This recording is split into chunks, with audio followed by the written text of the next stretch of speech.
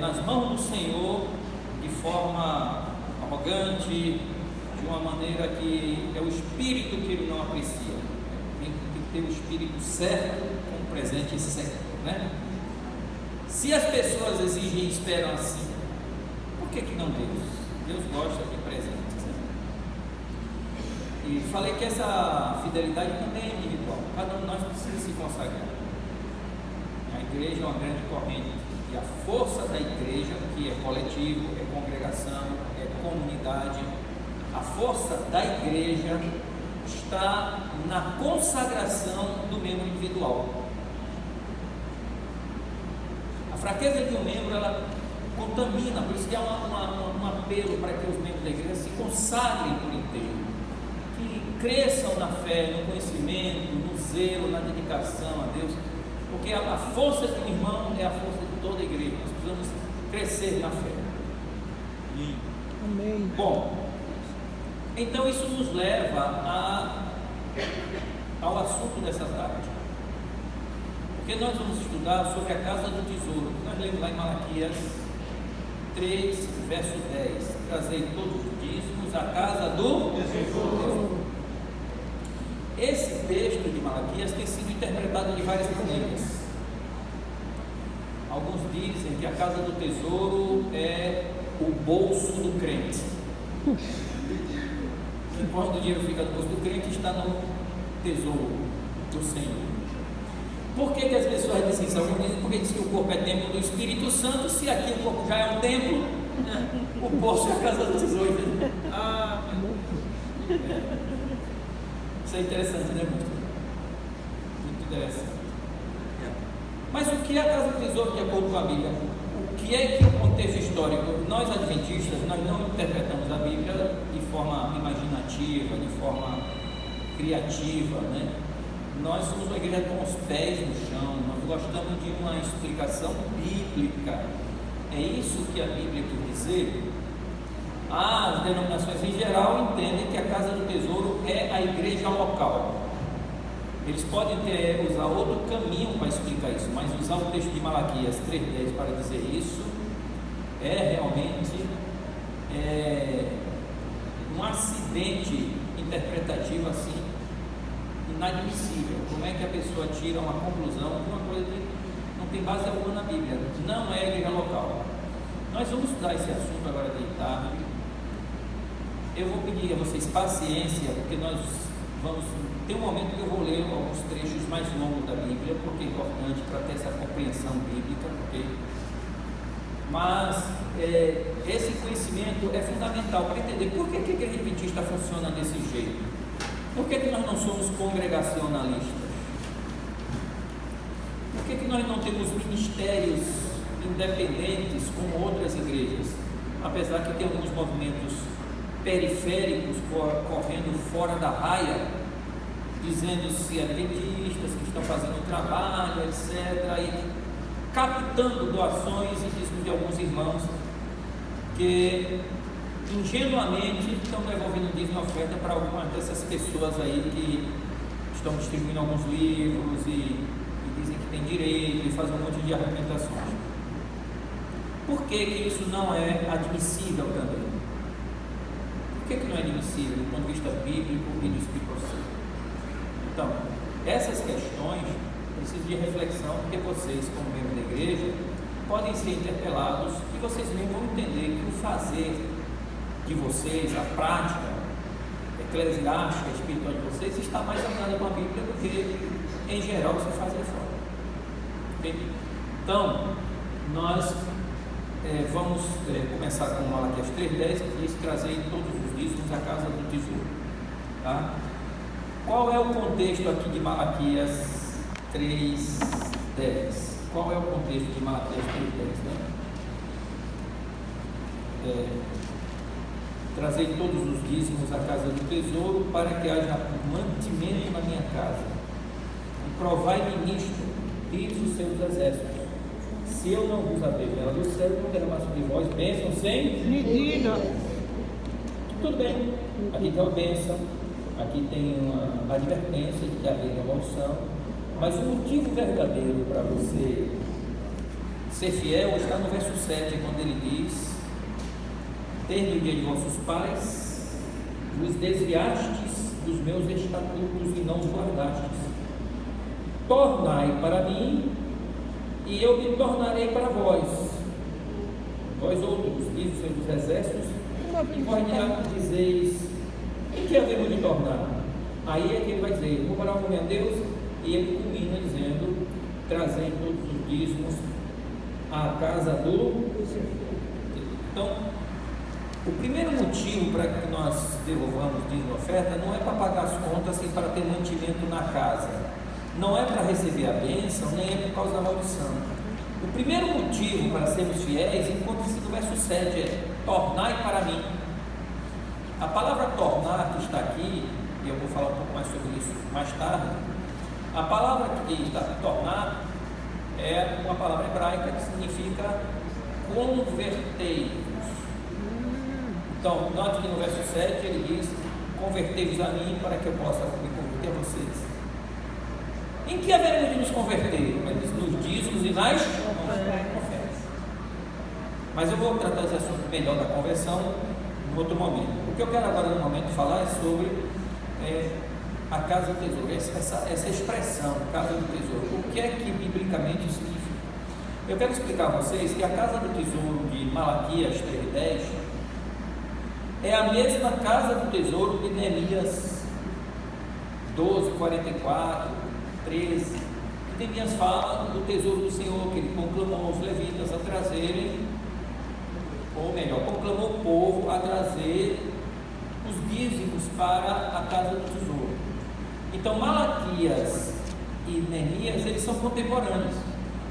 Talvez você esteja pensando aí: mas pastor, se eles são contemporâneos, por que Malaquias está aqui no final do Antigo Testamento e Neemias está lá atrás, perto de Reis e Crônicas? Neemias está nos livros históricos, aqui está Neemias, e Malaquias está no final, nos proféticos. É porque a Bíblia ela não está organizada em ordem cronológica. Obrigado. Ela está organizada em ordem temática. Então você tem o livro da lei, né? Gênesis, Êxodo, Levítico, Número, Deuteronômio. Você tem ali o livro da lei. Depois você tem os livros históricos, que são Reis, Crônicas, Samuel, Reis, Crônicas, né? E aí depois você vai ter Neemias, Esdras e Neemias são livros históricos. Depois você vai ter livros poéticos e de sabedoria, que são Salmos, Provérbios, Jó, é um livro, né, poético, Cantares, Eclesiastes, Provérbios. Esses são livros, é outro bloco, é o terceiro bloco, que é o bloco dos livros de sabedoria e de poesia. E finalmente você tem um bloco dos profetas, os profetas maiores, Isaías, Jeremias, Ezequiel, e depois os menores, que vão ser os demais livros. Então a Bíblia você tem esses blocos aí: o bloco da lei, o bloco histórico, o bloco das poesias e sabedoria e o bloco das profecias, dos profetas. São 4 blocos aí. Portanto, a Bíblia ela não bota os livros, não coloca, não organiza os livros por data, por cronologia, mas por assunto, por tema. Por isso que tem um livro da mesma época, mas um está lá no começo e outro está lá no fim, porque eles estão organizados na forma temática. Bom, tendo explicado isso, vamos ver o assunto de Neemias. Neemias está falando, conforme nós vimos ali no slide, Neemias está falando sobre um sistema administrativo. Malaquias está falando sobre o sistema administrativo de Neemias. Eles eram contemporâneos, não é? Neemias estava envolvido na construção, na reconstrução do templo de Zorobabel, né? O templo tinha sido destruído, eles foram para o cativeiro, ficaram 70 anos no cativeiro, voltaram para reestabelecer o sistema religioso de Israel, né? E Malaquias era profeta que vivia na mesma época de Neemias, certo?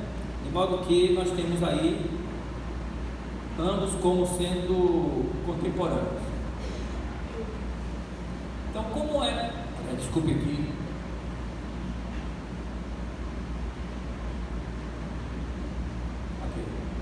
Então, Neemias ele organizou e reformou o sistema e os serviços do templo, tudo bem organizadinho. Aí, por alguma razão, quando Neemias voltou para a Babilônia, a Bíblia relata isso, por alguma razão o povo começou a ser infiel. Então entra em cena Malaquias, certo? E aí Malaquias pede para eles voltarem e trazerem o dízimo para a casa do tesouro. Bom, tendo dito isso, vem a pergunta: por que Deus estabeleceu o sistema da casa do tesouro nos tempos bíblicos em dois momentos, e também hoje na igreja adventista com estruturas tão semelhantes? Então, eu estou desconfiado. Esse negócio está obedecendo a mim, obedecendo a ele. Eu não quero nem ver.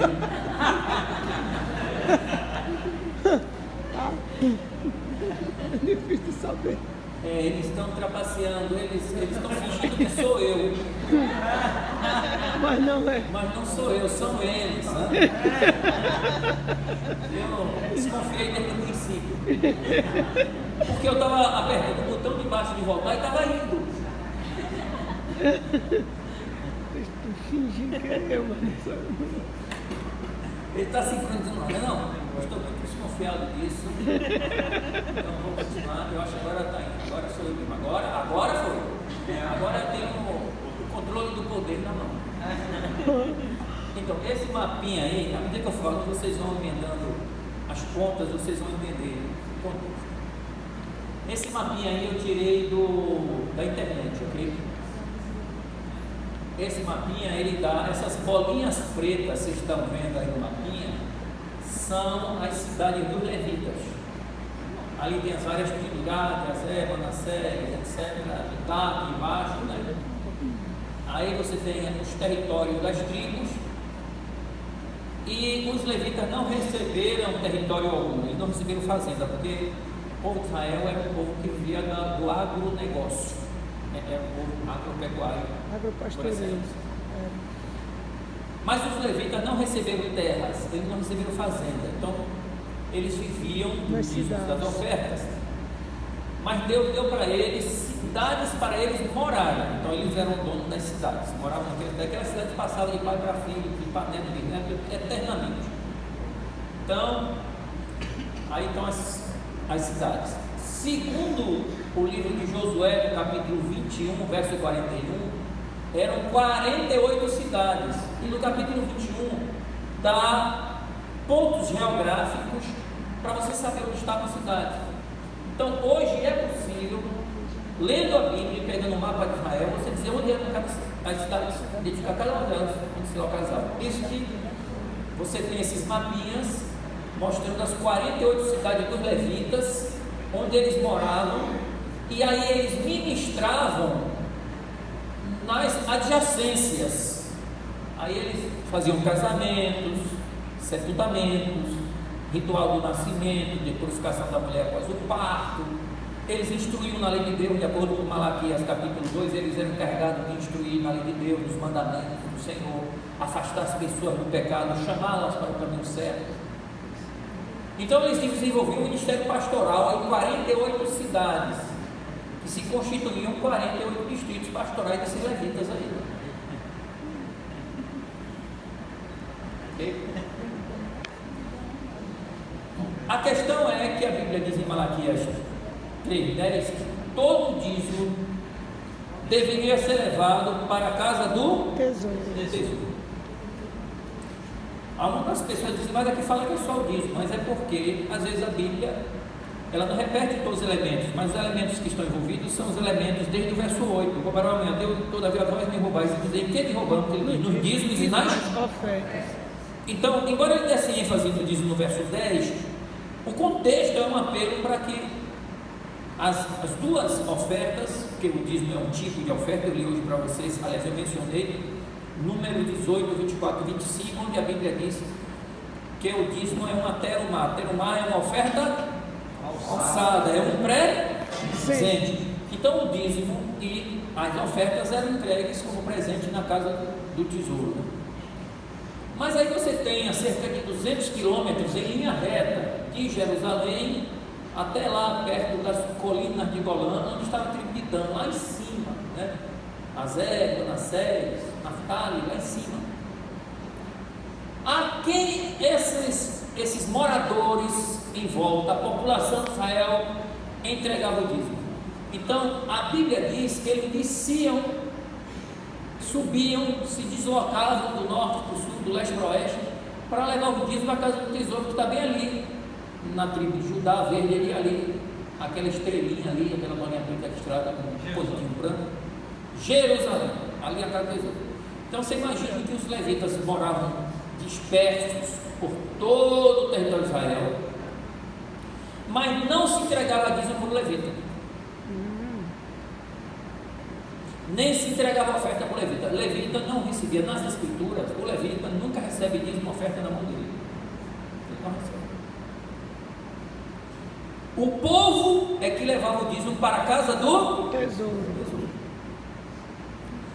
Então, como a Bíblia foi escrita para nos ensinar, a Bíblia diz, tudo foi escrito, diz o apóstolo Paulo, foi escrito para o nosso ensino. Nós que vivemos nos últimos dias, quer dizer, ele achava que já estava praticamente nos últimos dias, mas até o fim dos tempos, esses ensinos da Bíblia são importantes. Então nós perguntamos, como é que ora? Aí nós vamos aprender com os salmos, com o livro dos profetas, não é? Como é que nós nos alimentamos? Nós vamos perguntar nas escrituras, no Novo Testamento, a questão da glutonaria, a questão da falta de domínio próprio, a questão de alimentos limpos e imundos, tudo que foi escrito para o nosso ensino foi escrito. Quando a gente mexe com dinheiro, que é uma coisa que desperta ambição, que é um assunto sensível, é importante que, principalmente no que tange a dinheiro na igreja, a gente esteja fazendo rigorosamente aquilo que a Bíblia ensina através dos seus exemplos. É claro que nós não vamos cometer um anacronismo de querer trazer para os nossos dias um sistema do passado, mas os princípios continuam sendo válidos. Por exemplo, a lei cerimonial, por exemplo, né, ela foi, a gente diz abolida, mas na realidade ela não foi abolida, ela cumpriu o seu propósito. Você pode dizer, como Paulo disse, que foi abolida no sentido de que ela perdeu a sua validade para ser praticada como está ali. Mas todos os exemplos espirituais dos rituais, tanto que hoje pela manhã eu li um texto para vocês em Filipenses 4:18, onde o apóstolo Paulo chama a oferta em dinheiro de sacrifício de aroma suave. Que o dinheiro não pode morrer, não derrama sangue, nem tem cheiro, porque ele não tinha moeda de papel, eles tinham só moeda de metal.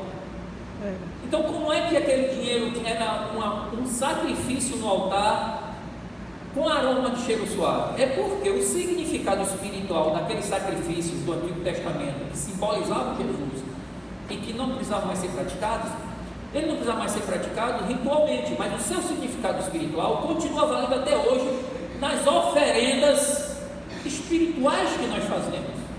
Por isso que a Bíblia usa essa linguagem, sacrifício para o louvor. A Bíblia usa a palavra sacrifício para ação. A Bíblia diz: é a hora do sacrifício da tarde, levantarei as minhas mãos. Recebe a minha prece como sacrifício da tarde, diz o salmista, né? Em Filipenses mesmo, o apóstolo São Paulo diz que o serviço que se faz aos santos é um sacrifício aceitável a Deus. A Bíblia diz em Romanos 12:1 que nós devemos oferecer o nosso corpo em sacrifício vivo e santo agradável a Deus. Então a linguagem espiritual, que é o que nos interessa, o poder espiritual do ato, que é o que nos importa, a comunhão com Deus, que é o que conta, continua valendo, mesmo do ritual simbólico do Antigo Testamento. A comunhão, o que nós temos no Antigo Testamento, era um método didático, era um evangelho em símbolos, podemos dizer assim. Então, aqueles símbolos, eles cumpriram o seu propósito, mas o significado dos símbolos continuam perenes, poderosos, válidos para sempre. Amém. Amém. Por quê? Porque é ensino espiritual.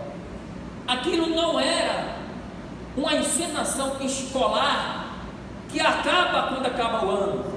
Ali era uma lição didática para que os alunos internalizassem significados espirituais. Portanto, os significados espirituais são permanentes. A lição objetiva imediata ali, não precisa mais, nós temos outra lição.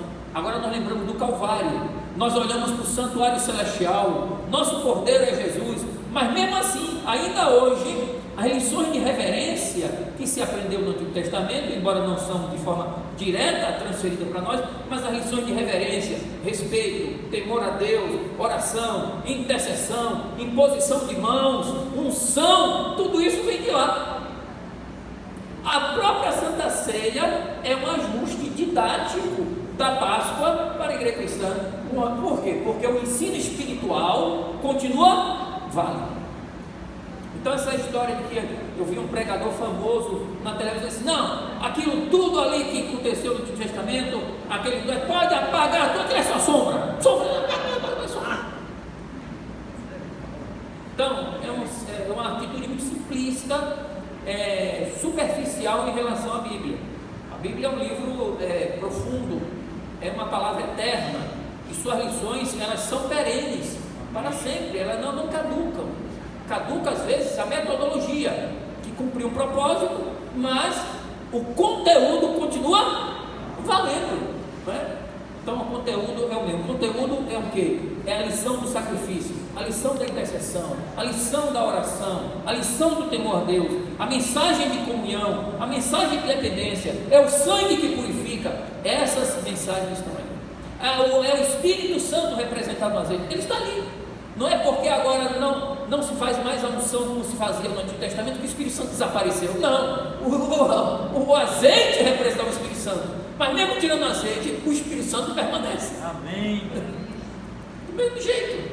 Então nós entendemos que as lições do Antigo Testamento, nós adventistas, nós não aceitamos essa hermenêutica, essa interpretação, respeitamos, eles querem pensar assim, Deus é misericórdia, mas nós preferimos aceitar a Bíblia toda como ela é. Nós aceitamos o Antigo e o Novo Testamento como inspirados por Deus, como diz os apóstolos, Paulo e Pedro, válidos para nós até que Jesus volte. Nós não aceitamos essa ideia de que o Antigo Testamento foi abolido, isso é para nós. Isso sim é uma tremenda heresia. O que foi abolido foi o contrato que Deus fez com os judeus, porque o contrato tem que ter anuência e tem que ter a correspondência de duas partes. Então Deus fez um contrato com a nação de Israel, Deus cumpriu a parte dele, e Israel não cumpriu a parte dele. Então Deus disse, eu vou desfazer esse contrato com vocês e vou refazer um novo contrato, porque aquele que eu fiz com vocês quebraram. Mas Deus não está abolindo as mensagens das Escrituras, Deus não está negando a mensagem de salvação que está nas páginas dos profetas, Deus não está abolindo as revelações que estão no Gênesis, Êxodo, Levítico, Número, Deuteronômio. Deus não está desfazendo da mensagem do livro de Reis, Crônicas. Deus não está dizendo que os livros de Salmos perdeu a validade, como algumas pessoas dizem aí, usando uma teologia chamada dispensacionalista. Nós adventistas não aceitamos essas ideias, para nós são ideias estranhas, são ideias alienígenas ao reino de Deus. Foi inventado por alguém com a boa intenção, talvez, para simplificar a interpretação, mas virou um Frankenstein interpretativo, um monstrengo que só faz assustar quem quer realmente seguir a palavra. Mas como?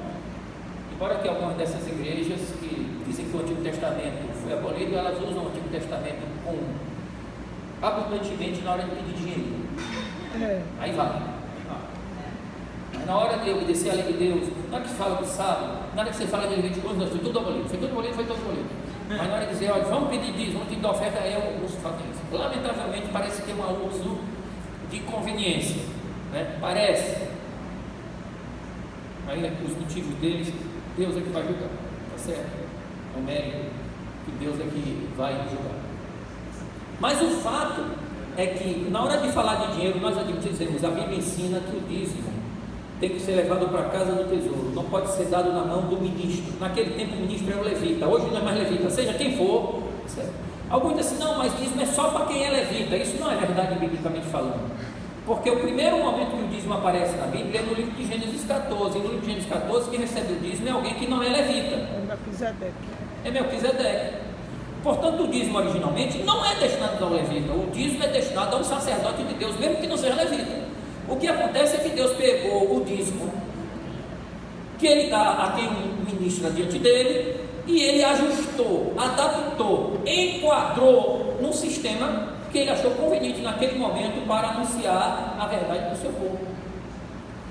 Mas, uma vez que aquele sistema cumpriu a sua função, ele pega o conteúdo, que é a doutrina da oração, da unção, da intercessão, do sangue purificador, do perdão, da comunhão e do dízimo, e ele transporta para outro sistema que ele acha correto. E ele fez isso transferindo a mensagem bíblica para as mãos da igreja, dos apóstolos.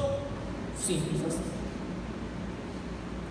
Então nós adventistas aceitamos dessa forma a pessoa desse jeito. Então nós entendemos que a orientação sobre dinheiro, dízimos e ofertas tem que seguir o que a Bíblia ensina.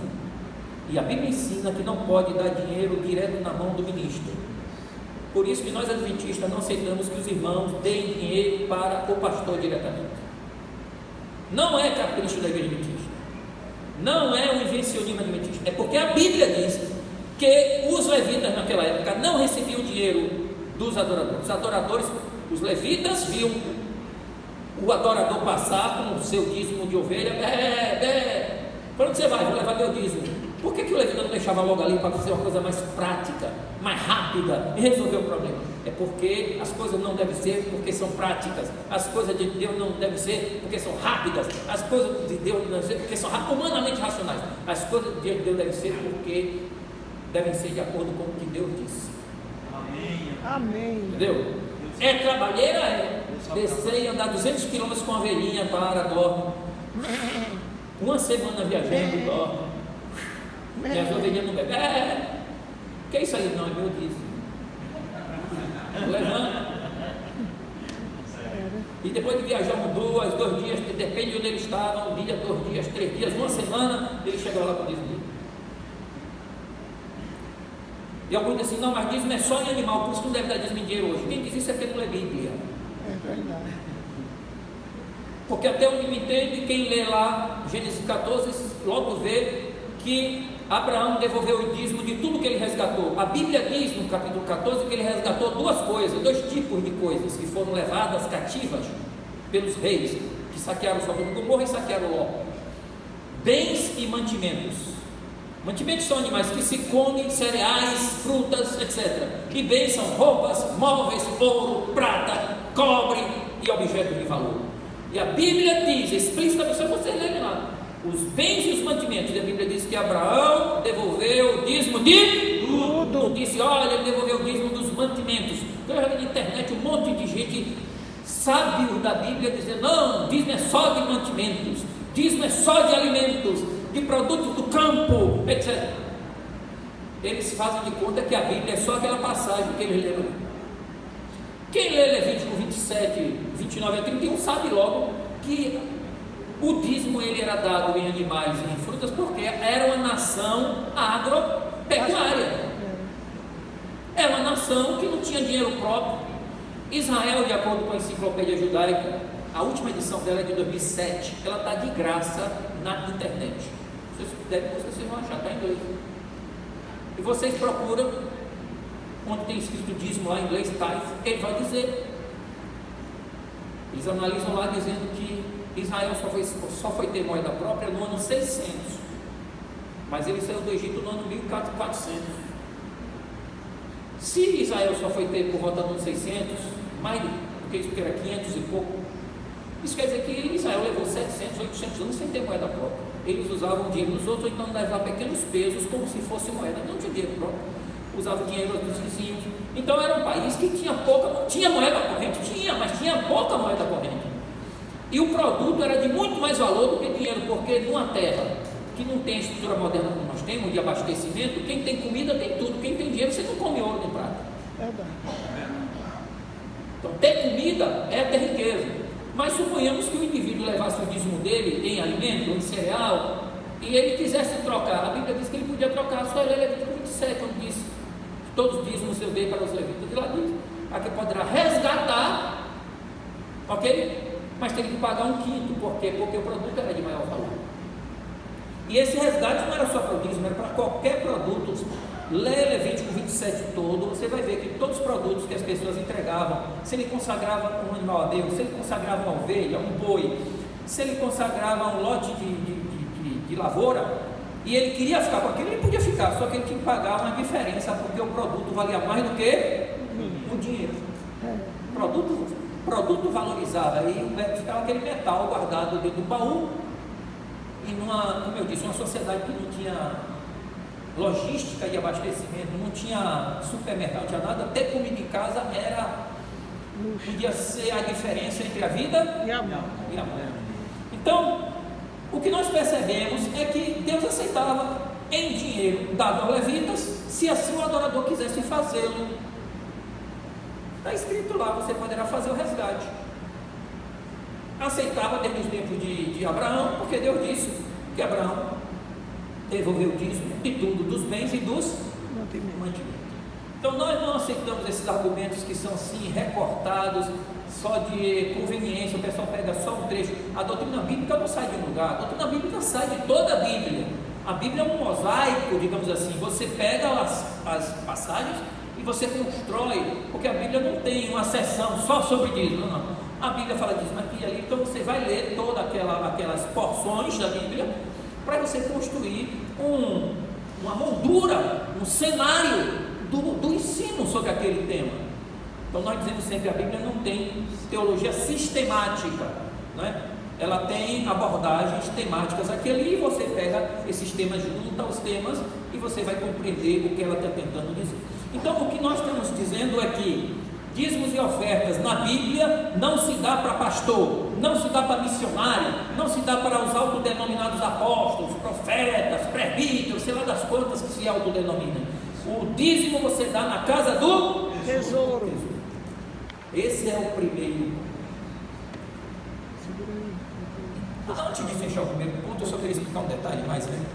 Que no tempo de Neemias, o povo tinha estado cativo em Babilônia por cerca de 70 anos, ok? 70 anos.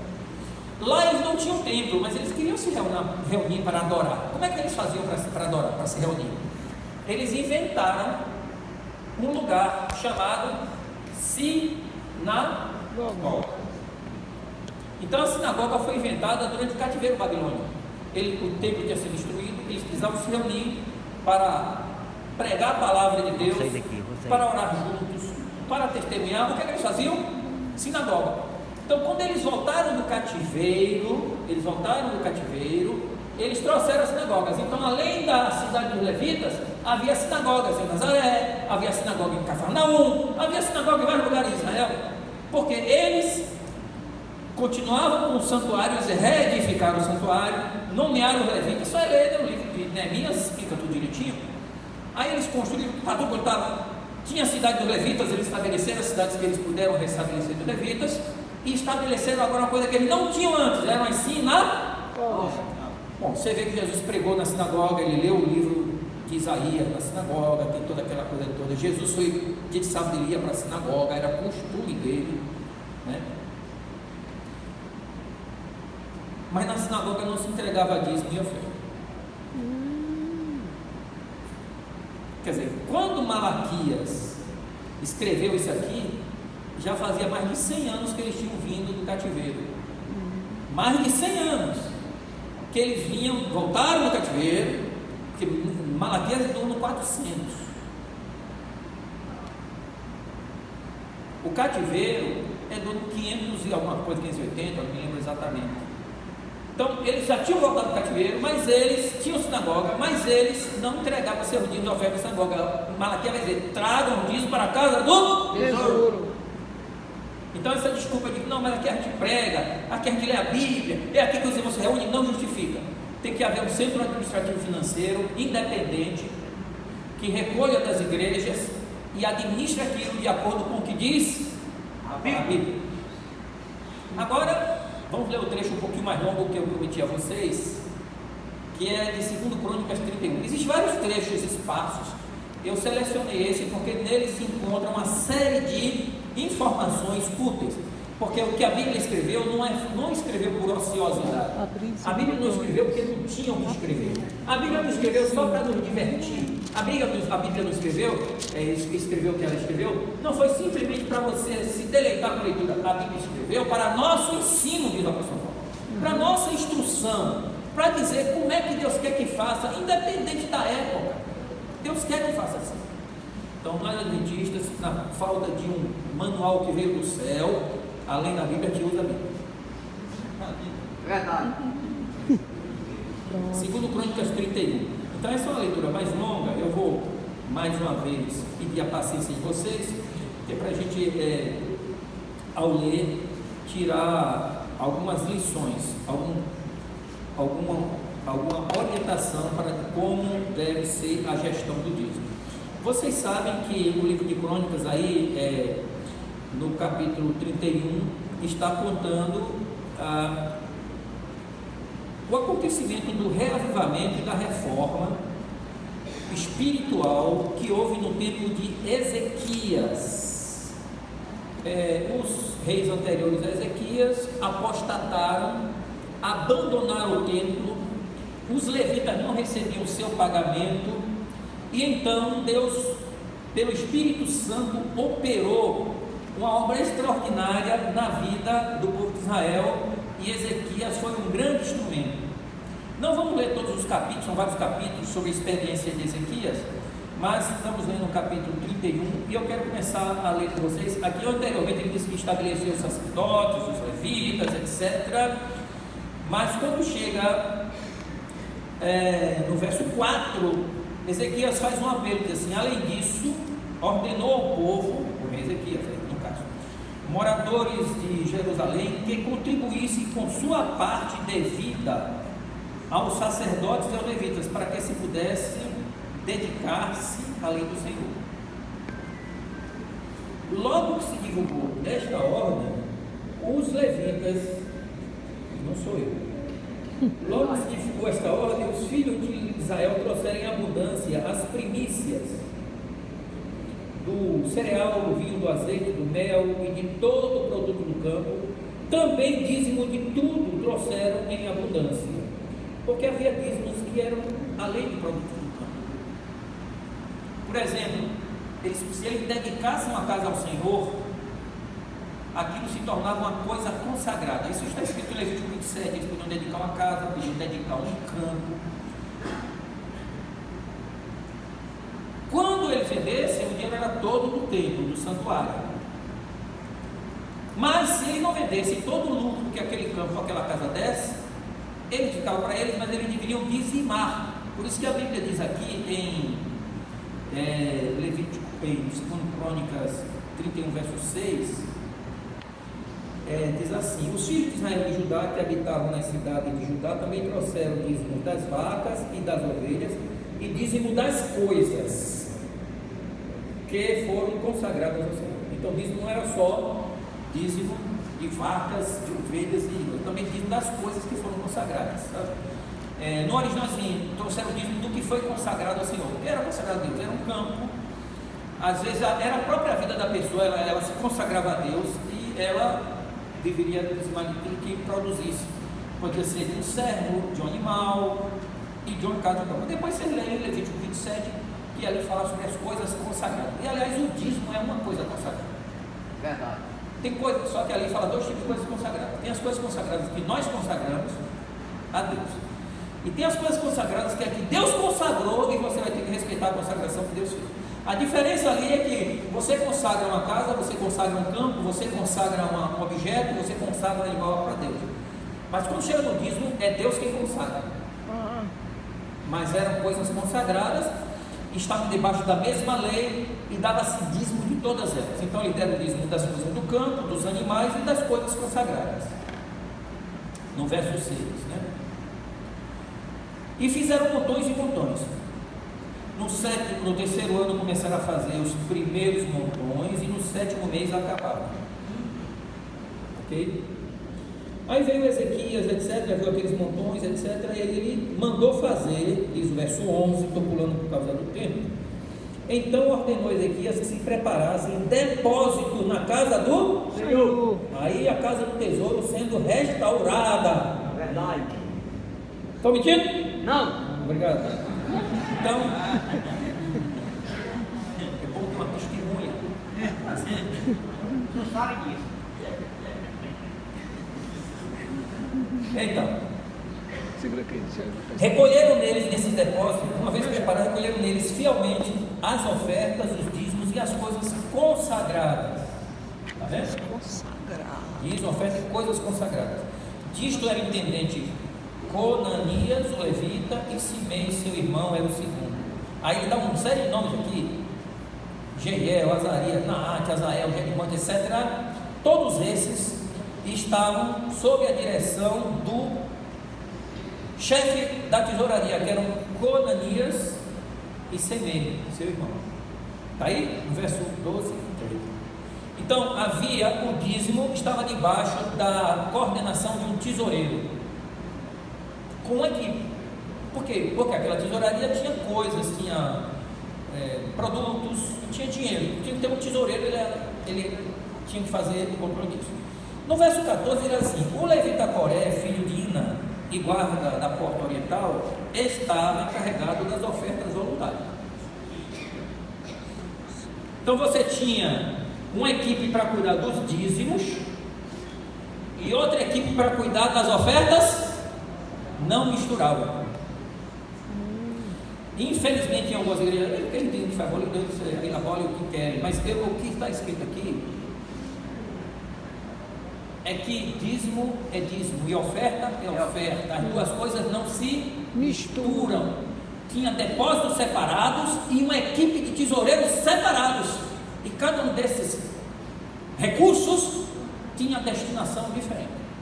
Isso a Bíblia está nos ensinando. Tudo que foi escrito para nosso ensino. O adventista está aprendendo aqui, porque quer aprender.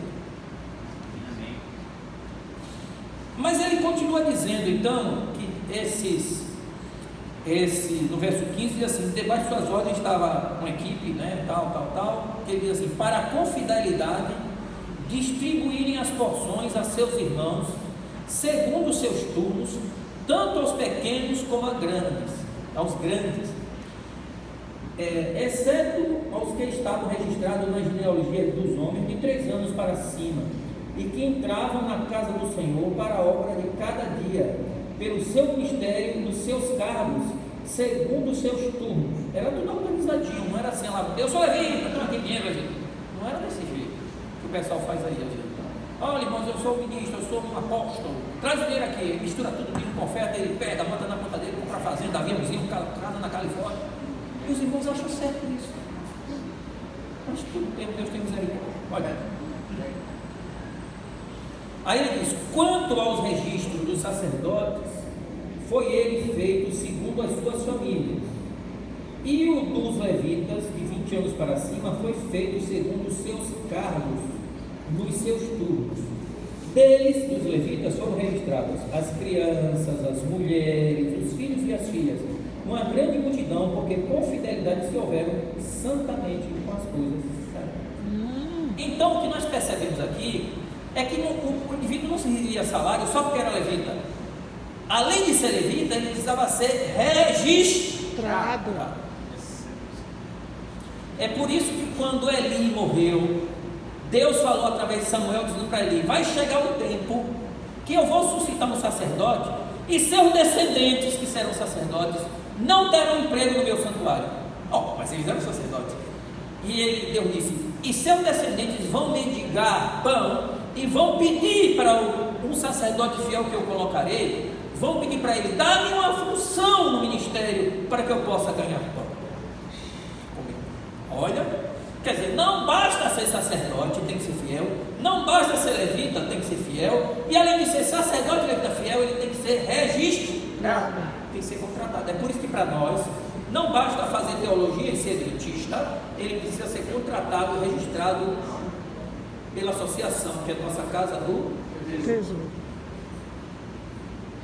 Não basta. Como aqueles tesoureiros não eram donos de nada, eles trabalhavam por turno, sabe que eles trabalham por turno. Também os nossos administradores trabalham por turno, fica ali de 4, 5 anos, eles podem ser reeleitos ou não, e ir para outra função, ou ir para a mesma função do lugar. Eles não são permanentes, não são vitalícios na função, não são donos, e a procuração tem limitações, e certas decisões só podem ser tomadas no colegiado. Então, nós, adventistas, toda a propriedade da nossa igreja não é do apóstolo, nem do presbítero, nem do missionário, nem de quem quer que seja. As propriedades da igreja adventista pertencem à organização adventista. No mundo todo. E nenhum pastor, ou administrador, ou tesoureiro, ou presidente particular pode dispor dessas propriedades sem a permissão, consentimento colegiado da igreja presbiteriana. Amém. Eu amo essa igreja. Vou vender essa igreja aqui? Não, ele não pode fazer. Nossos estatutos, para seguir a Bíblia, diz que ele não tem esse poder. Ele é o administrador delegado, ele tem uma procuração provisória, temporária, para nos representar, mas não é dono de nada. Verdade. Ele é um assalariado como qualquer outro.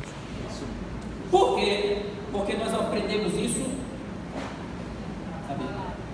Não foi uma invenção, a gente foi aprendendo. Okay? Então, eles eram registrados. Não sabe o que faz. Como faz? Então a Bíblia vai dizer aqui mais assim: dentre os sacerdotes, os filhos de Arão, que moravam nos campos dos arredores das suas cidades, que eles moravam longe, como é que vai pagar esse pessoal? Se ele mora longe, ele podia pegar o dízimo lá mesmo? Não! A Bíblia diz aqui: em cada cidade eles ainda não tinham CVI, eles ainda não tinham Pix. pagamento eletrônico por Pix, não tinha assim, olha, o Pix do pastor fulano deposita o salário lá para ele, não tinha isso. Então tinham o quê? Foram designados nominalmente para distribuírem as porções a todo homem entre os sacerdotes e a todos os levitas que foram registrados. Se tivesse levita não registrado, não recebe pagamento, tinha que ser contratado pela casa do Tesouro. Então a casa do tesouro não era um depósito, como alguns dizem assim. A casa do tesouro era um sistema administrativo financeiro, havia tesoureiros com equipes e superintendentes, não é? Para dízimo, outro para as ofertas, tudo ia para a casa do tesouro, e a casa do tesouro gerenciava isso para pagar despesas do santuário, as despesas da obra de Deus, e também manter os levitas. E os levitas recebiam porções, que seriam salários suficiente para manter suas famílias, porque eles contabilizavam quantos filhos têm, e eles pagavam proporcionalmente para não passarem necessidade. Olha aí. Se o levita queria ficar rico, ele tinha que deixar de ser levita. Verdade. Entendeu? Tinha que comercializar sal, por exemplo, se ele mora aqui nessa região. Muito sal. Ou melancia, não sei. Mas ele tem que abandonar o ministério, nós adventistas, fazer o que a Bíblia diz. Não pode fazer, não pode ter outra coisa. Por isso que a igreja adventista dá ajuda de moradia também para os seus pastores, porque na Bíblia os levitas tinham direito à moradia, não tem direito à fazenda, mas pelo menos sabem onde morar.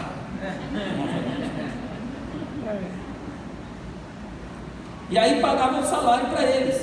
Como eles moravam longe, então tinham um preposto do santuário lá, recebiam dízimos, já tinha a lista dos registrados, qual é a porção dele, dava a porção dele e a diferença levava para o santuário. Mas quem gerenciava era o próprio santuário, era a casa do Tesouro. Isso que nós estamos dizendo para vocês é uma tentativa de fazer com que os irmãos entendam, minhas irmãs, que isso é uma questão bíblica.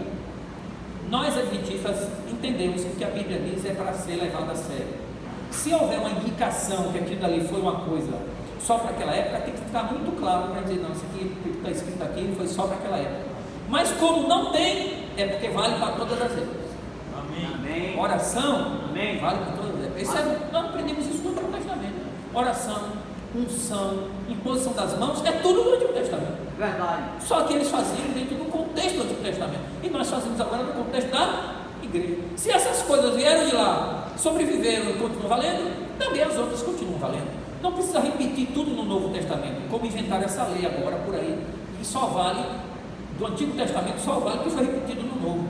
Tudo bem, explicitamente. Mas a Bíblia diz para guardar a lei de Deus, mas não me ensinou, guarde o sábado. Mas a Bíblia diz que as mulheres guardavam o sábado em Lucas 23, 54 e 56. Ah, mas não está dizendo aí, olha, tem que guardar novamente guardando o sábado. Ah, mas aqui, Paulo foi lá em Atos, ele foi buscar um lugar de oração no sábado. Não, mas não vale ele. E Jesus guardava o sábado, tinha o costume de ir na sinagoga todos os sábados. Não vale. Tem que ter explícito. Ah, é? Só vale estar repetido no Novo Testamento? É. O que foi proibido no Antigo não vale, se não for repetido? É. Onde é que está essa lei? Me mostra no Novo Testamento. E o dízimo? Pois é. Onde é que diz no Novo Testamento que só vale aqui o que for repetido? Me mostre isso. Onde é que manda pagar o dízimo no Novo Onde é que Testamento? está isso? No Novo Testamento. Onde é que o Novo Testamento diz que só vale o que foi repetido nele? Onde é que está isso? Está na cabeça de quem quer aceitar isso. Aí eu pergunto, tá bom, então a Bíblia fala lá em Levítico, em Deuteronômio, das abominações sexuais, e diz, para não fazer sexo com animais, não dormir com animais e fazer sexo com animais, não fazer sexo com a mãe, com o neto, com a filha. A Bíblia diz lá, mas não repete isso no Novo Testamento. A Bíblia diz assim, se abstenham da impureza, se abstenham da Imoralidade sexual. fornicação, mas não menciona explicitamente. Como não menciona explicitamente, usando a mesma regra, então eu posso muito bem me enamorar do meu pet. Pode? Ah, não pode. Por que não pode? A Bíblia proibiu no Antigo Testamento, mas não repetiu no Novo, então está liberado. Essa é a lei que você mesmo criou.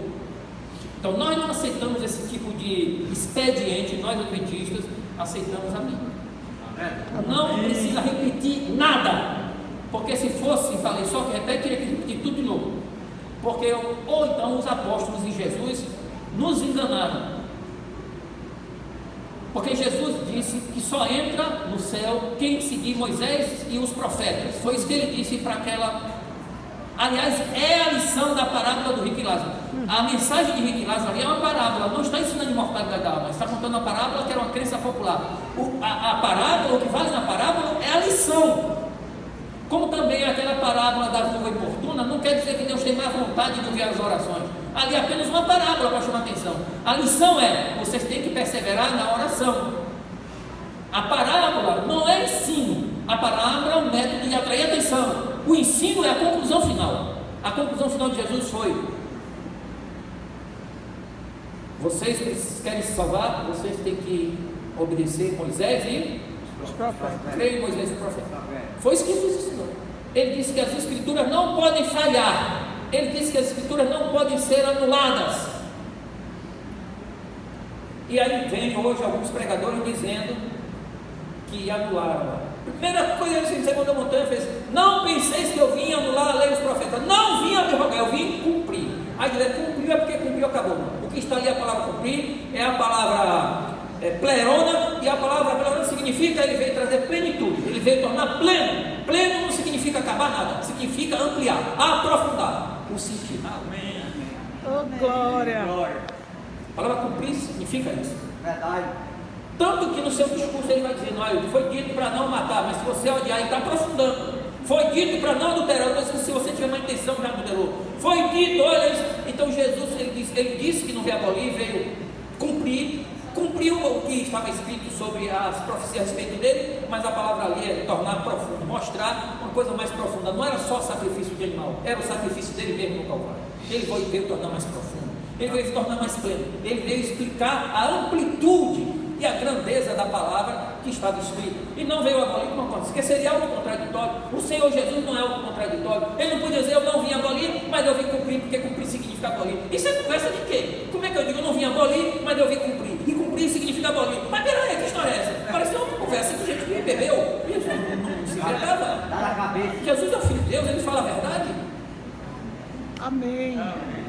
Então ele não veio abolir, ele veio aprofundar, ele veio ampliar, ele veio mostrar o verdadeiro cumprimento do que sacrifícios, aqueles cordeiros que eram mortos. Eis o cordeiro de Deus. É a amplitude do conhecimento do assunto que se cumpre em mim e nos meus ensinos.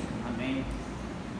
Portanto, nós entendemos que as palavras da Bíblia são inspiradas pelo Espírito Santo, como diz Pedro.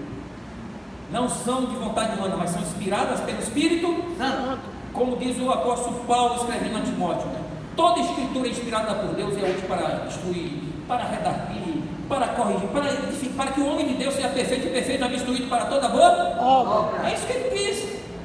Não existia Novo Testamento nessa época ainda. Existiam algumas cartas esparsas, não tinham sido ajuntadas e não tinham sido consideradas ainda como um bloco como nós temos hoje. E aliás ele fala que Timóteo conheceu a Jesus para a salvação dele desde a meninice. Quando Timóteo era menino, Jesus ainda estava pregando quando Timóteo era menino. Talvez ainda Jesus, nós não sabemos a idade de Timóteo, depende da idade de Timóteo. Timóteo poderia ser um garoto, e Jesus era um adolescente, quer dizer, nem existia ainda, nenhuma carta tinha sido escrita.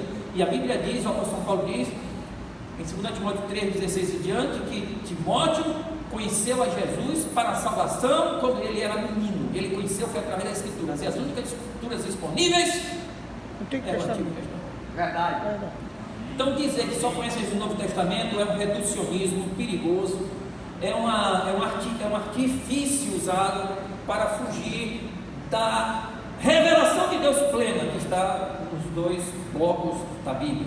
Um que chama Antigo Testamento, outro chama Novo Testamento, que é só uma nomenclatura que inventaram, mas não é uma nomenclatura bíblica. O certo seria dizer escrituras hebraicas e as escrituras gregas, que só seria uma nomenclatura mais isenta, menos tendenciosa para a Bíblia. Então, esses ensinos que estão aqui são úteis para nós. Por quê? Quero que leiam comigo o verso 20 a 21 de 2 Crônicas 31. Depois de tudo isso, a conclusão do escritor inspirado é a seguinte: assim fez Ezequias em todo Judá, e fez o que era bom, reto e verdadeiro. Perante quem? Aos olhos do Senhor. Não foi perante os homens, foi perante o Senhor. E o que ele fez não foi um arranjo, um armengue, uma invenção humana. Foi o que é bom, reto e verdadeiro perante Deus. Em toda a obra que começou no serviço da casa de Deus, na lei e nos mandamentos, ele fez a coisa de acordo com a lei e os mandamentos de Deus, para buscar seu Deus de todo o coração, fez prosperar. Portanto, é coisa de Deus, é instrução de Deus, é coisa boa, é coisa reta, é coisa verdadeira e está de acordo com os mandamentos e com a lei de Deus. Portanto, vale para eles e vale para nós. Verdade. Amém.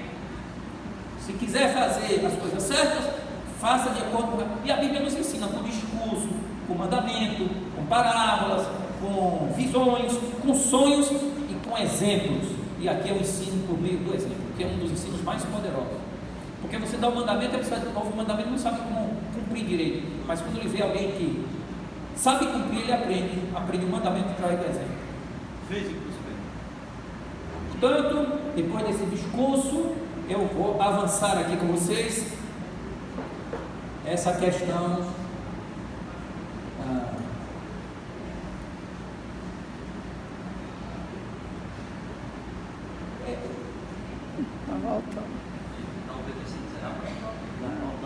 Os cabos estão lhe traindo. Eu acho então que esse controle, o de cima é para voltar e o de baixo para avançar. Eu acho que isso está fora da revelação. O de cima tinha que ser para ir, o de baixo para voltar. Mas tudo bem. Agora eu sei qual é o caminho. Faz de conta que está voltando, mas na verdade você está indo. Eu peguei agora uma abordagem já nossa interna, que é sobre o Espírito Profecia, que diz sobre esse assunto, né? Aí está a fonte diz assim: a participação de cada membro nas diversas instâncias, desde a igreja local, passando pelas associações, uniões, associação em geral, é plano de Deus. A organização da igreja de uniões foi uma solução de Deus e através dela Deus seria acessível a todas as igrejas. Esse é um sistema organizacional em que os recursos fluem para associação, união, etc., para poder o evangelho se espalhar pelo mundo todo. Verdade. Então, o dinheiro da igreja adventista não é desta igreja, nem da central de Mossoró, nem desta cidade.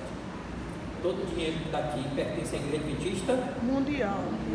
Amém. Porque era assim que funcionava.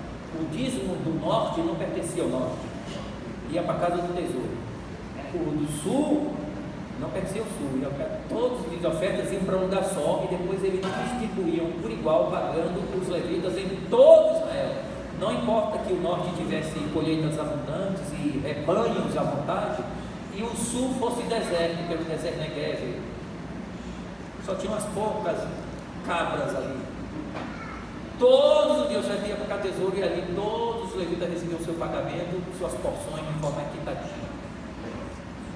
Assim fazemos nós na igreja adventista nesse sistema. Então esse é o sistema que nos parece conveniente para manter o princípio da casa do Tesouro. Por quê? Porque o princípio é um lugar, um sistema administrativo financeiro que centralize isso aí, que registre pastores e que acompanhe os pastores para saber se eles estão pregando de acordo com a lei de Deus e os profetas. Então contrata-se esses pastores treinados. Se eles forem contratados, eles passam a receber da casa do tesouro. E a recomendação da igreja adventista é que não pague pastor por fora. A igreja não deve fazê-lo porque não há precedente bíblico para isso nem no possível. Então, se algum pastor não é contratado pela igreja, mas ele é consagrado, faz trabalho missionário, faz conferência, vocês não, pastor, você não está nada contra a igreja, eu vou dar uma oferta aqui, mas sem mexer na oferta da igreja, sem mexer com o dízimo da igreja. Mas dar dízimo, botar a oferta da igreja na mão de pastores, de irmãos, de pregadores, não se faz isso, porque isso contraria a orientação bíblica da casa do tesouro. Agora, se o pastor consagrado, mesmo um cara aposentado, que nem eu, fizer uma conferência e pedir para você dar o dízimo para mim, você sabe que agora é o diabo que está orientando. Já não é para mim. Verdade. Porque o dízimo, mesmo uma programação da igreja adventista, uma programação da igreja adventista, que esteja sendo feita, o dízimo e a oferta não deve ser dado para ele, tem que ser dado para a casa do tesouro. Se nós adventistas não aceitamos que dá dízimo, deve dar dízimo, mesmo para pastores nossos que fazem trabalho por fora, quanto mais para ministérios independentes por aí, que às vezes ficam criticando a igreja, ficam pedindo dízimo e oferta nossa, de irmão nosso. Esses é que não devem dar mesmo. São pessoas que não têm auditoria, como nós temos na igreja, não tem um sistema de eleição como nós temos, não prestam conta de nada, recebe dinheiro, gasta e fica dizendo que eles não são mais santos do que a igreja, e fica só recebendo dinheiro. Não tem organização. Não tem organização como nós temos. Não se dá dinheiro. Verdade. Dinheiro tem que ir para a casa do Tesouro. Organização vem de Deus. Isso. Obrigado pelo seu apoio. Sim, senhor. Pelo seu voto. Obrigado. A organização vem de Você Deus. conhece a Edgar Datas? Gente boa. Ô, glória. Lá em Porto Seguro. Mas não vai se focar também. Não, foi Porto Seguro, nós dois. Carne ruim. Vamos ler esse aí, vamos ler essa passagem juntos, vocês agora para interagir comigo, vamos lá? Alguns têm apresentado a ideia de que ao aproximar do fim do tempo, cada filho de Deus agirá independentemente de qualquer organização religiosa. Mas fui instruída pelo Senhor que nesta obra não há isso de cada qual ser independente. As estrelas do céu estão todas sujeitas a leis, cada uma influenciando a outra a fazer a vontade de Deus, prestando obediência como uma lei que lhe dirige a ação. E para que a obra do Senhor possa avançar sadia e solidariamente, seu povo deve Isso. Ô, glória. Adventista unido jamais será vencido. Ô, glória. Amém. Isso é um mote político antigo, né?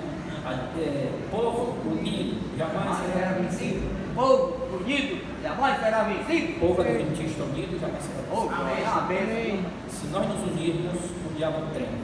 É verdade. Quando a igreja se une para realizar coisas, o diabo foca. É verdade. Ele não aguenta um povo unido em oração, com seus recursos, com seus talentos, com suas capacidades. A igreja faz proezas. Amém. Amém. Verdade. Sabe que Ô, glória. a igreja adventista tem tudo para dar errado, né? Do ponto de vista de uma análise sociológica humana, a igreja adventista tem tudo para dar errado. A igreja adventista vai na contramão do dia de guarda. Todo mundo guarda dinheiro que inventou de guarda-sala. Não é não? De onde a gente inventou isso? No Testamento. Na Bíblia. Mas se você quiser ser popular, teve um pregador que apostatou da igreja, ele dizia: se a igreja adventista abandonar o sábado, essa igreja ia crescer e eu seria um grande pregador. Ele dizia isso. Misericórdia. Porque ele achava que para poder a igreja crescer, a igreja tem que flexibilizar, entendeu? Fazer uma concessão. Abrir a porta mais. Abrir a porta mais. Tem que ser estreito. Tem que quebrar os Faltava. caixões da porta do céu para ficar mais largo. Verdade. Esse negócio de não comer carne de porco, isso é bobagem. Negócio de guardar sábado, isso de lá do guardar domingo com todo mundo aí para a igreja crescer, cheio de gente. A gente quer só conhecer Jesus. Esse negócio dessas regras aí da Bíblia, lá não forró. Cafezinho, né? Aí vai para essa coisa toda. Bom, isso foi no início dos anos 1900. Ele disse que a Igreja Adventista em 50 anos ia desaparecer. Ele fez a profecia. Em 50 anos, esta igreja impopular, ela usa a expressão, impopular.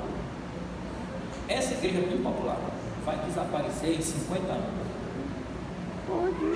A Igreja Adventista estava em meia dúzia de países aí, início do ano 1900.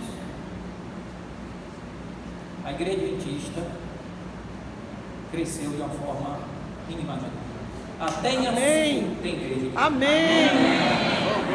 Oh, glória! E eu vou dizer a vocês, eu vim aqui hoje para tudo que Deus planejou para mim, mas eu vim aqui testemunhar que Deus ouviu minhas orações. Amém. É um presente. Aí, Açu. Amém. Amém. Crente em Açu. Glória.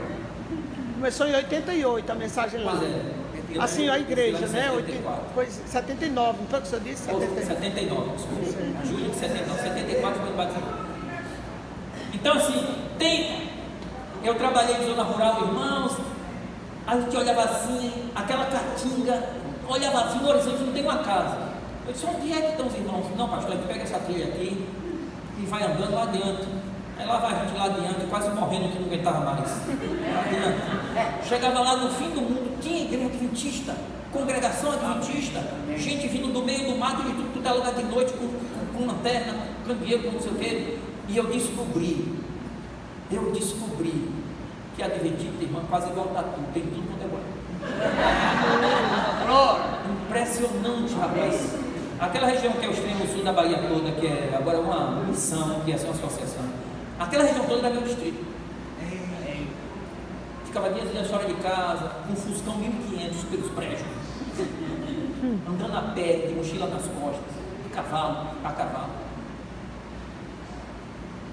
Uma igreja impopular, crescendo por todos os campos. Amém. Claro que nós poderíamos ser mais numerosos. À custa de quê? De vender a verdade barata? Mercadejar a palavra de Deus, hein? Não vale a pena. Não vale a pena. Então é melhor crescer lentamente, colhendo pepitas de diamante e de ouro, do que encher a igreja de barro e cascalho dizendo que tem muita gente. Cresçamos lentamente, enchendo a igreja de joias preciosas que foram compradas e aceitaram o sangue de Jesus e a verdade da palavra de Deus. Amém. Eles cantar na porta, venha que aqui é liquidação da fé.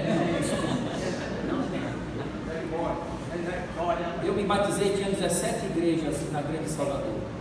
Hoje tem quase 500. Amém. Nem vezes veio para testemunhar isso. Amém. Entre essas 17 tinha uns grupinhos ainda que eram em casa de irmão. Tinha igreja que funcionava em associação de bairro, que num dia intercalado era academia de capoeira e no outro dia a gente se reunia para fazer o culto. E hoje são mais de 400, quase 500 igrejas, mais igrejas com sede própria, funcionando. Amém. Amém. Isso me traz, irmãos. Deus sabe o presente. É verdade. Então, vale a pena estar unidos, porque Adventista unido Jamais será vencido. Amém. muito bem. Eu vou passar aqui mais um pouco, que eu tenho uma coisa para dizer. Deixa eu ver aqui. É de baixo, puxa, da lógica, né? A unidade e a força da Igreja. Nós temos que acreditar na força da igreja unida. É verdade. Satanás o sabe e emprega toda a sua força para introduzir dissensão. Toda vez que você perceber, por mais que você esteja certo, você está certo. Não, está certo, todo mundo está errado, só você está certo. Mas se seu assunto, se seu direito está dividindo a igreja, é melhor você botar seu direito de lado, porque a unidade da igreja é mais importante do que a sua razão. Entregue na mão do Senhor, vá orar e jejuar, que Deus vai fazer justiça a você. Não divida a igreja, por mais direito que você tenha. Entregue nas mãos de Deus. Ele é juiz. A mim pertence a vingança, diz o Senhor. Eu vou retribuir. Amém. Eu retribuí. Não divida jamais a igreja, porque esta é uma obra do inimigo. Então, uma história, eu cheguei em casa, dei aula com teologia, eu cheguei em casa e estava a televisão ligada, estava passando era uma TV pública. Não me lembro se era TV escola, se era uma TV dessas. E estava passando um documentário sobre uma senhora que se apaixonou por uma causa, que amou uma causa. Ela começou a observar, ela é uma professora universitária, professora de literatura, me parece, ou letras clássicas, uma coisa assim, nessa área de letras. E ela, por alguma razão, a atenção dela foi chamada para a questão das galinhas, porque ela começou a perceber que as galinhas para abate eram criadas num sistema de luz e eram forçadas a comer mais do que o natural, então em pouco tempo se formava um frango para abate. E ela considerou que isso era maltrato com os animais, contra os animais, e ela achou que deveria acabar com isso. Então ela criou uma ONG. Hoje, isso há mais de 50 anos, ou seja, 50 anos atrás. Hoje já tem muitas ONGs, começam a vir na internet, várias ONGs, e protegendo todo tipo de animal, inclusive também animais de abate. Os animais de abate têm uma certa norma para que eles não sejam abatidos de forma cruel. Okay? Então ela criou uma ONG, mas eu não assisti o programa todo. E então eu anunciaram no final assim: semana que vem, tal horário, vai passar de novo. Aí eu aqui marquei, na semana seguinte, naquele horário eu estava lá, para ver o documentário do princípio ao fim, que entrevistavam ela e tal. A coisa foi o seguinte: ela formou essa ONG, e a ONG foi evoluindo, ela começou a se ocupar muito disso, o assunto começou a ser divulgado na universidade, e parece que as pessoas naquela época não estavam preparadas para esse tipo de idealismo, e começaram a comentar negativamente. Só sei que a universidade a chamou e teve que fazer dar um ultimato para ela: você tem que escolher ou o seu trabalho ou as galinhas. Sabe o que ela escolheu? As galinhas. As galinhas. Então a mulher perdeu um emprego, um bom emprego, bem remunerado, numa boa universidade americana, submeteu-se ao escárnio e à acusação pública por amor As galinhas. a uma causa, a causa das galinhas. Pensou. Mas a coisa não parou por aí. Ela continuou, enfiou ela dentro de casa com aquelas galinhas bonitas, gordas, coloridas. Para quem gosta, até dá água na boca de carregar. Galinhonas, pulando no quarto dela, subindo na cama. Soltas. Eu acho que ela soltou ali por causa da entrevista, eu suponho. E ela estava sozinha. E a explicação, por que ela estava sozinha? Porque o marido havia empenhado tanto naquela causa, naquele idealismo, que o marido deu um ultimato para ela: ou eu, ou as galinhas. Sabe o que ela escolheu? As galinhas. Então, vocês maridos aí, cuidado quando a mulher abraçar uma causa. Pense bem o que você vai dizer. Irmãos, eu fiquei aqui pensando, meu Deus, essa mulher amou as galinhas de tal maneira, perdeu o emprego, marido, respeito social, virou alvo de escárnio para salvar galináceo. Pois é. Será que a gente tem, pela causa de Jesus, para salvar almas pelas quais ele morreu na cruz, será que ele tem o mesmo zelo, está disposto a passar pela mesma situação e não abrir mão, não arredar pé, mas ficar firme pela causa de Jesus, como ela ficou firme pela causa das galinhas? Você sabe o que isso me levou a pensar? E eu queria que vocês pensassem: você faria isso? Será que você tem recuado na hora de dar um testemunho, na hora de assumir quem você é, os seus valores, os seus princípios? Ou você tem realmente ficado firme, como as escrituras dizem, com os heróis da fé? Eu nem vou dizer como essa mulher das galinhas, porque é muita humilhação.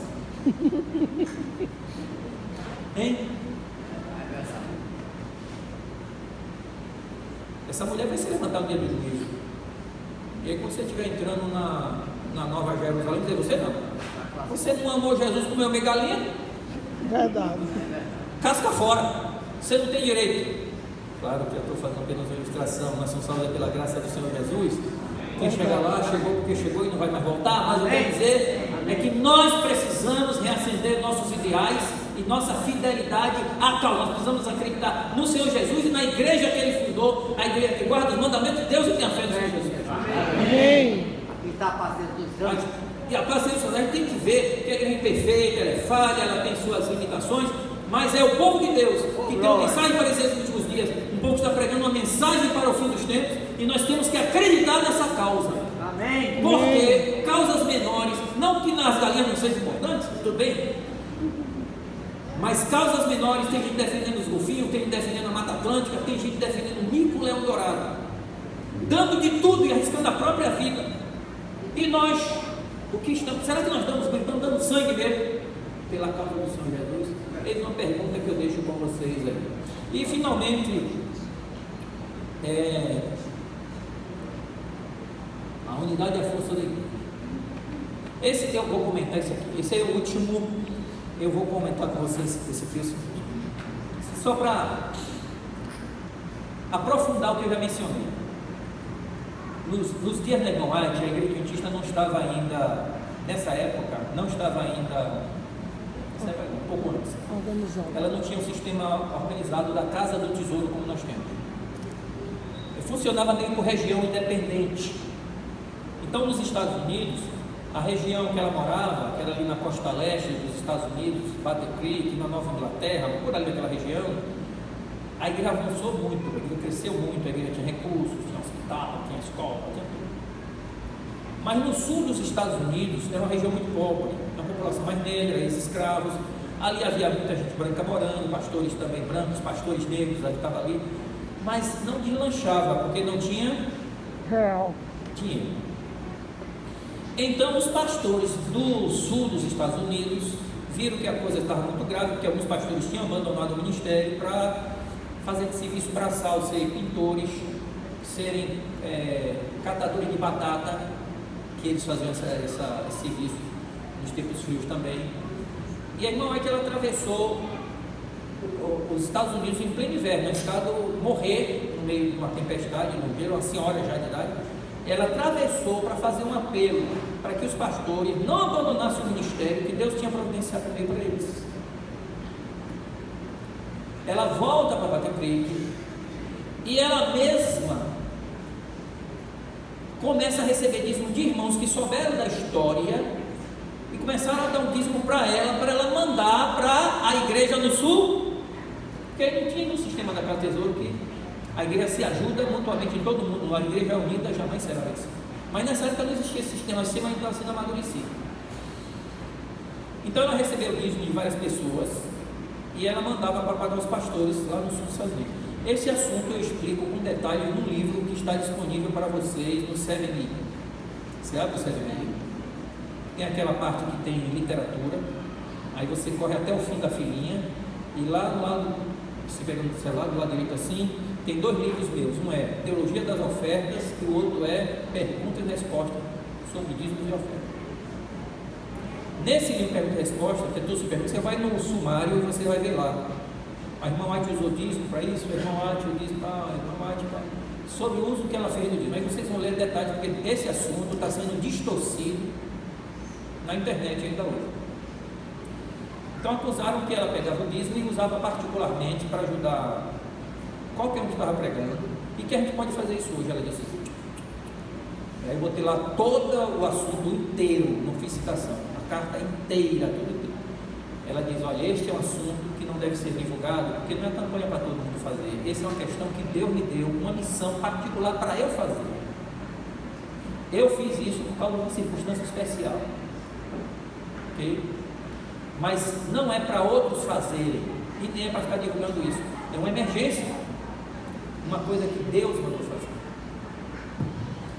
Tudo bem, passou isso.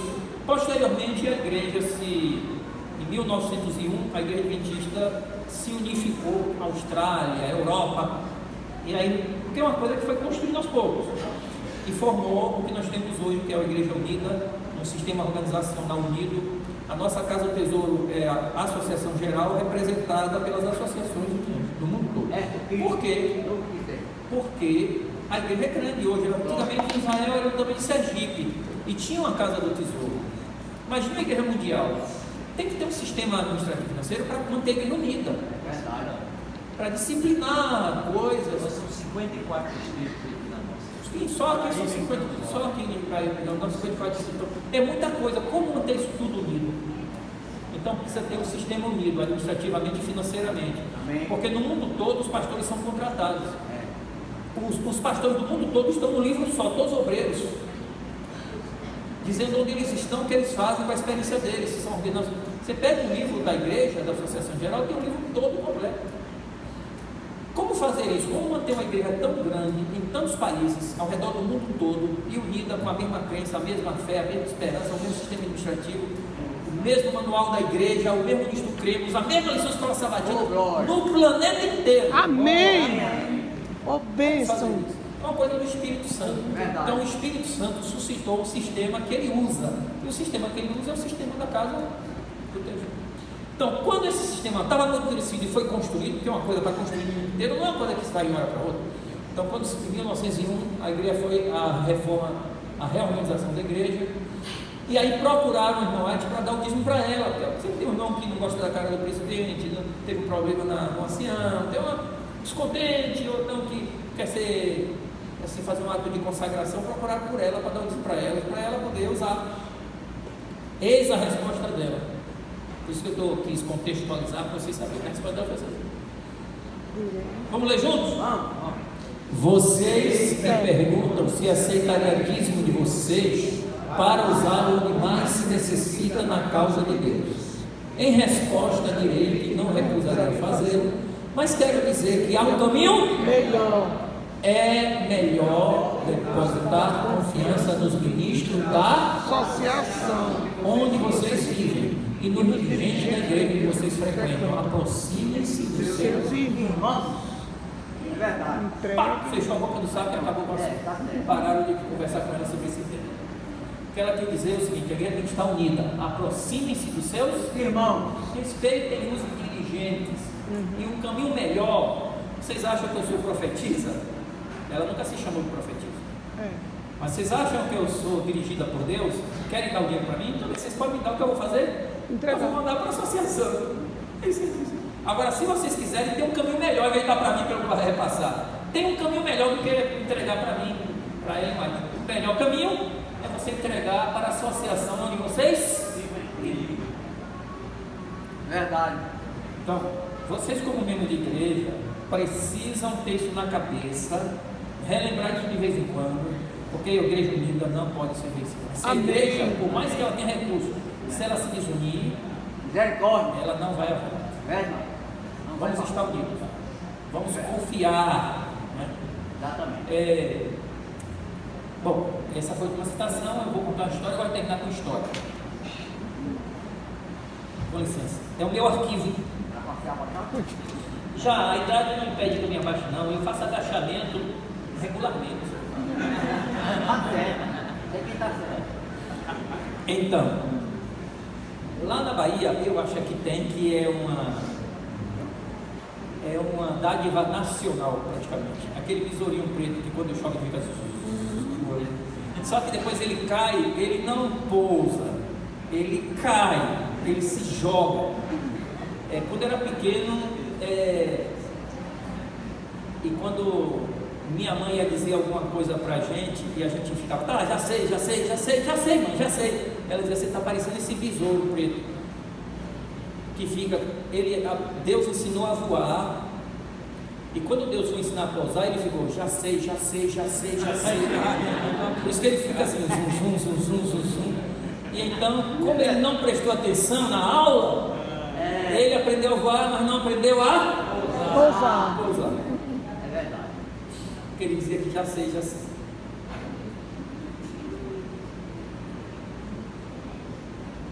Ele vai muito bem voando. mas ele se dá mal pousando. Por exemplo, vários deles eu encontrei morto na varanda de casa no inverno, porque eles ficam com as perninhas para cima assim, parece que eles entram em colapso e morrem. Então, para fazer uma campanha de caridade, eu saía e jogava-os na grama para tentar salvar uma vida.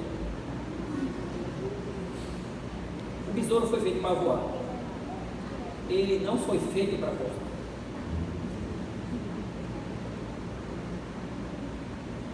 Por mais simples que seja essa ilustração, a igreja adventista como esse besouro, ela foi feita para voar. Amém. Ela não foi feita para pousar. Dá. Amém. Por isso que a Bíblia fala da igreja nos últimos dias com 3 anjos voando pelo meio do céu. Eles não pousam, não há registro de que e eles voaram e depois pousaram lá de não. Eles voam. Voam. Amém. O Evangelho é fé. Deus nos chamou para voar. Oh, glória. Nós não fomos treinados para pousar. Temos que abrir novas igrejas. Temos que voar. A gente precisa de mais novo tempo. A gente precisa de mais rádio. A gente precisa de mais publicadoras. Precisa de mais pastores, mais missionários, mais cantores, mais tudo.